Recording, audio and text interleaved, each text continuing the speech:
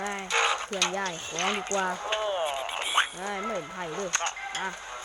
ว่างก่อนเขาจะไหนดีเฮ้ยสุดท้ายแล้วน้ำหัวเฮ้ยมึงมาหนีไป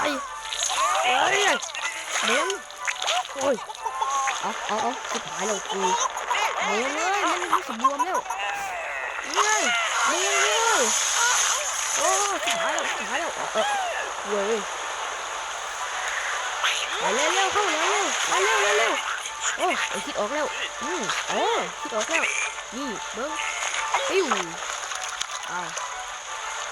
เนี่ยหนี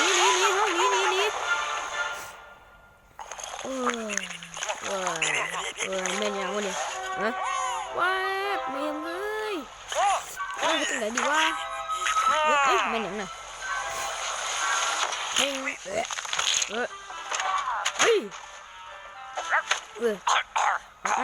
ดีคือมีเราบุรุษของเขาเลยไปเดี๋ยวก่อนเจ้าต้องเฮ็ดภารกิจนี่เบิ้งบ้านเจ้านี่มีเกาะอันนึงเข้าใจบ่เชิญได้หยุดเอาว่าอนุญาตบ๊ายบายเด้อรอคอยน้ำบักสันดานคอยไว้น้ำได้อยู่ว่าลืมไปเฮาไททานิกเฮา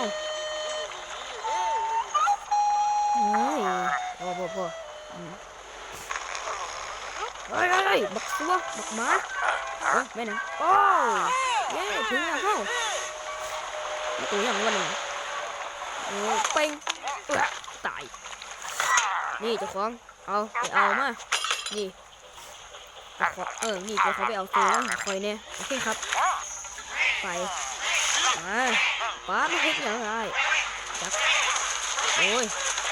มันคือเขาอันนั้นไงต้นฝ้ายเห็นแล้วเห็นตรงไหนดีวะไอ้เฮ็ดยังคอยคิดแผนออกแล้วเฮ็ดจังซี่ก็เป็นยังไงนี่เบิ่งเด้อเบิ่งเดี๋ยวล่ะเลยตามมานี่จ้า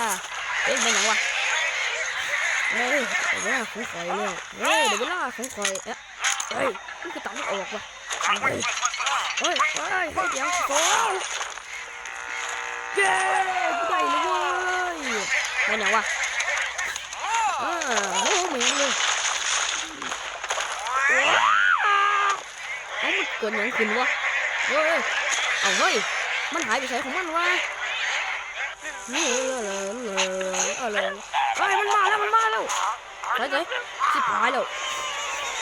ป้าเมียเลยกินไปบักหมาไปเลยเป็นไปเด้อบักตัวไปเขา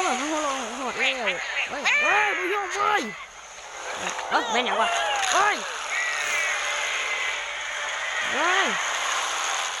กัปตันสิบหายแล้วเป็ดยักษ์นี่วะอายุความเร็วเลยตายทางไปเดี๋ยวลั่น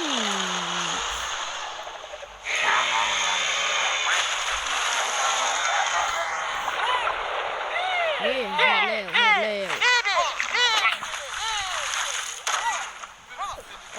ดแล้ว